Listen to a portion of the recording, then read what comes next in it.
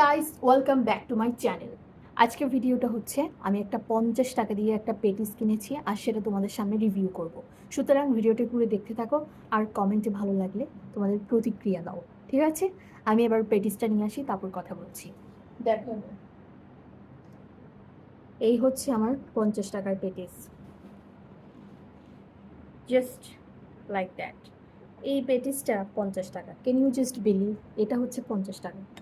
এখানের ভেতরে বলেছে ওরা চিকেন পেটিস, তো আমরা চিকেন ভেতরে কতটুকু সেটাই আমরা দেখবো যে চিকেন পেটিসে চিকেন কতটুকু। তো লেটস সি শালার পোদনারা এখানে 50 টাকার চিকেনে কতটুকু চিকেন দিয়েছে পেটিসে, সেটাই দেখার এখন। লেটস সি গাইস, তোমরা দেখতে পেয়েছো কিনা জানি না, এই যে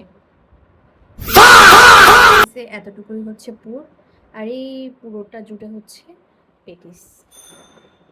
শালা পুটকি মারি তো দোকানদার আর হচ্ছে যে এটা বেক করেছে মানে রান্না করেছে তাকে, তোরে সালা পুটকি মারি, সালা পোদনা।